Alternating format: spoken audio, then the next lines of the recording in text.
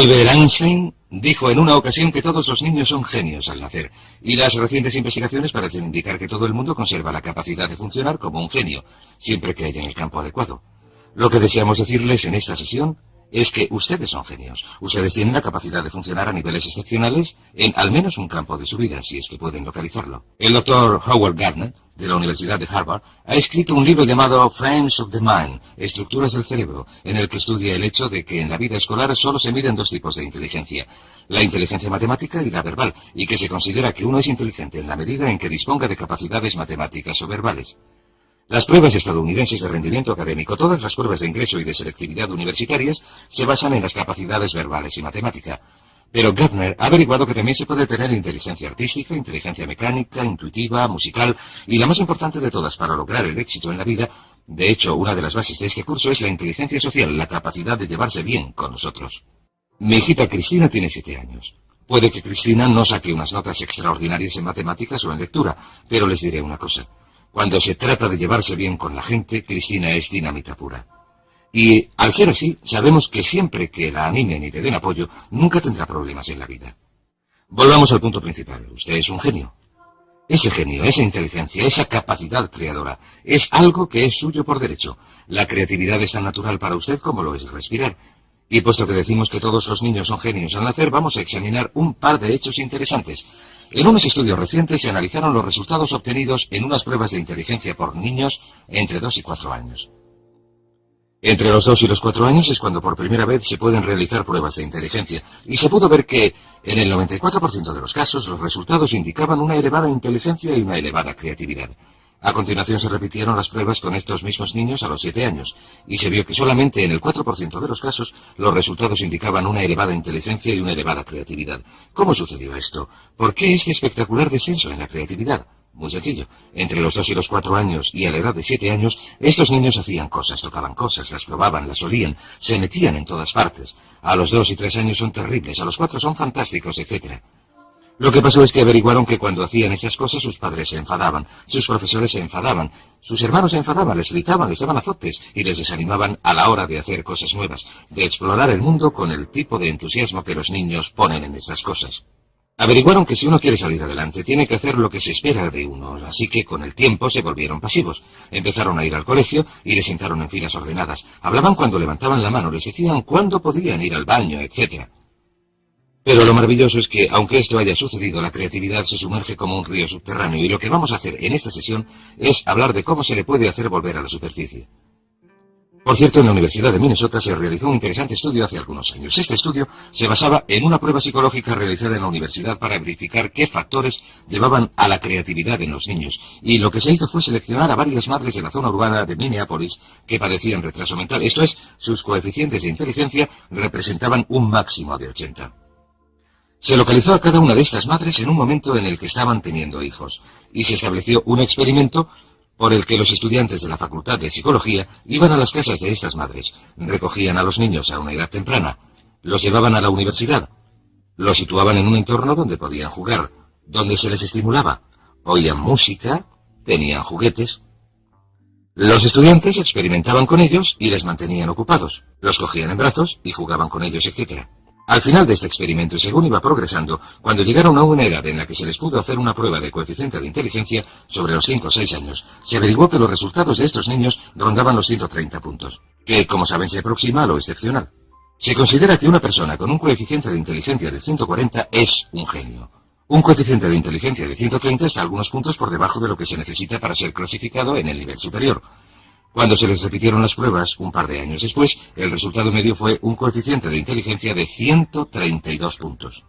¿Cuál era la clave? ¿Cuál era la clave para este increíble desarrollo de la mentalidad? Averiguaron que la clave era la estimulación. La clave era la estimulación. Averiguaron que durante los años iniciales de formación de un niño, el nivel de inteligencia y creatividad que se desarrolla está en proporción directa con la calidad y la cantidad de estimulación que un niño recibe. ¿Qué significa esto para ustedes y para mí? Pues significa que si tienen niños, lo mejor que pueden hacer es suministrarles un entorno que los estimule. Significa que si desean ser una persona muy creadora, lo mejor que pueden hacer para ustedes mismos es suministrarse una dieta que les estimule. Distintos libros, cintas, ideas, personas, situaciones, entornos. Incluso el hecho de utilizar rutas distintas para ir al trabajo tiende a ayudarnos a romper con nuestra rutina y con nuestra zona cómoda y a hacernos pensar de manera diferente. Hay algo conocido como la ley del uso, o un principio denominado la ley del uso. La ley del uso aplicada a un músculo físico dice que, si no se utiliza, se pierde. Si no se utiliza un músculo durante un periodo de tiempo, se atrofia y no se puede utilizar. La ley del uso también se aplica mentalmente a su nivel de creatividad. Dice que si uno no utiliza su creatividad, esta se atrofiará al igual que lo haría un músculo. Pero una cosa maravillosa que hemos averiguado, en un caso tras otro, es que si uno empieza a poner a prueba su creatividad, si empieza a exigirle cosas al igual que lo haría con un músculo, si empezara a levantar pesos, si empieza a exigirle cosas, empezará a entrar en acción, empezará a hacerla moverse y, si lo prefiere, a estimularla con nuevas ideas y pensamientos. Así que la clave consiste en empezar a estimular su mente alimentándola con todo tipo de cosas que hagan que rompa con la rutina habitual. Hay otro aspecto interesante de la creatividad que resulta importante: el lenguaje. Una de nuestras averiguaciones consiste en que una de las correlaciones más estrechas en nuestra sociedad, la correlación directa con el éxito en cualquier campo, es la que existe entre el éxito y el conocimiento verbal. La persona media de habla inglesa utiliza menos de 1.200 palabras en su vocabulario diario, de un total de unas 500.000 palabras posibles. Hemos averiguado que el nivel de creatividad y de inteligencia del individuo están en proporción directa con el número de palabras cuyo significado conoce y que puede utilizar en una conversación. Por cierto, existen dos tipos de palabras: las que nunca se utilizan en la conversación, las que solamente se leen, pero también existen las que utilizamos continuamente en la conversación. La persona media solamente emplea 1.200. El niño medio, hasta los 5 años de edad, aprende a identificar y conocer el significado de unas 5.000 palabras. El adulto medio aprende 5.000 palabras al año, de modo que, cuantas más palabras se aprendan, más creador se hace el individuo. Lo que nos lleva a otra ley, denominada la ley de la creatividad. La ley de la creatividad dice que en la vida actual todo se inicia con las ideas, El éxito, el progreso, la felicidad, la prosperidad, el desarrollo de la vida de uno, dependen directamente de la calidad y cantidad de ideas que se desarrollen. Y lo que es sorprendente, si uno se centra en la cantidad de ideas, y yo he dedicado una enorme cantidad de trabajo al pensamiento creador, si uno se centra en la cantidad de ideas, se dará cuenta de que la calidad de las ideas es función de su cantidad. Hay quienes dicen que solamente van a desarrollar unas cuantas ideas. Esta es la gente con miedo al fracaso, con miedo al rechazo.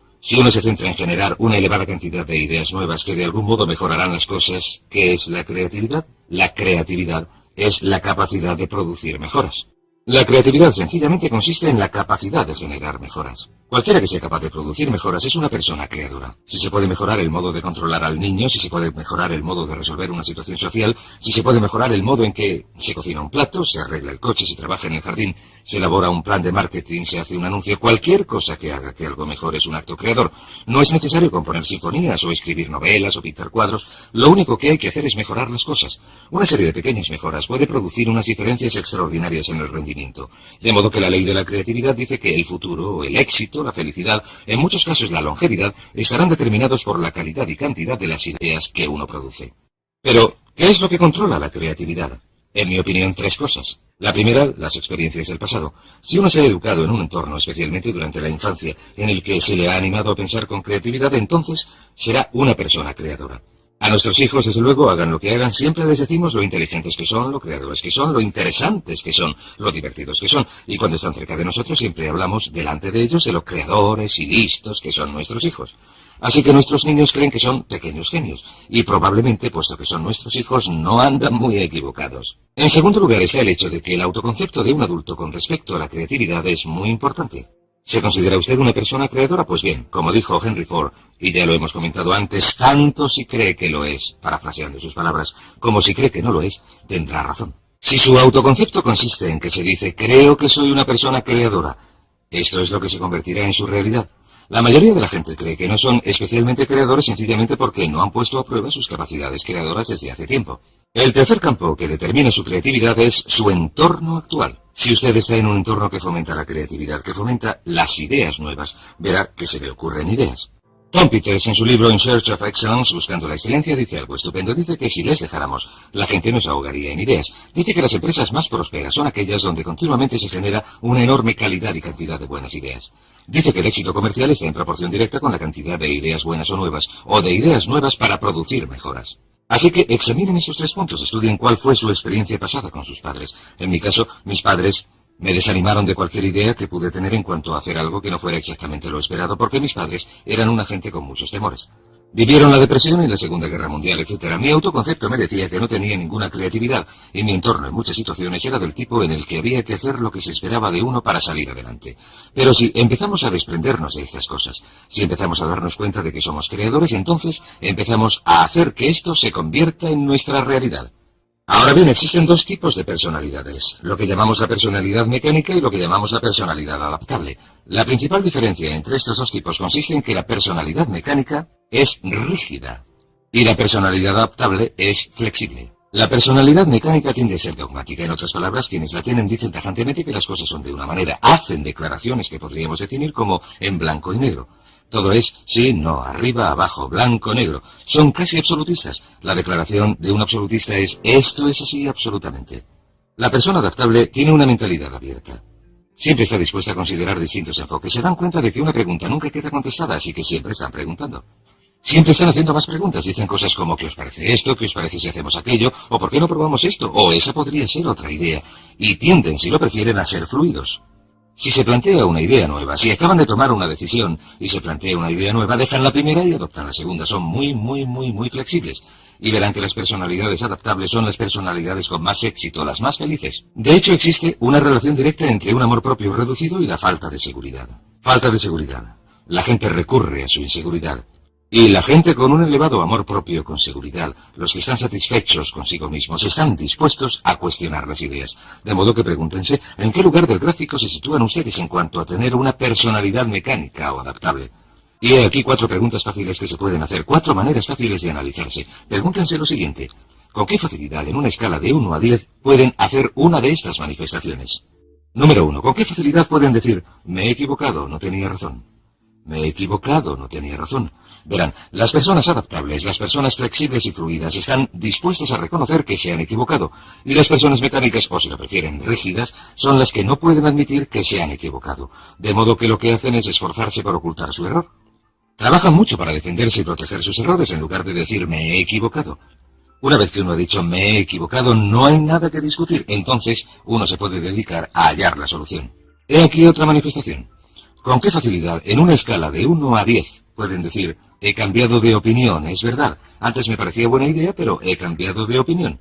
La capacidad de cambiar de opinión es el distintivo de una persona flexible. ¿Con qué facilidad pueden decir no lo sé, en una escala de 1 a 10? Si alguien, un hijo, un padre, un jefe, les hace una pregunta, ¿con qué facilidad pueden decir no lo sé? O manifestación final, ¿con qué facilidad pueden decir necesito ayuda, no lo puedo hacer yo solo, no tengo la capacidad suficiente, necesito que alguien me ayude, necesito ayuda, he cambiado de opinión, no lo sé?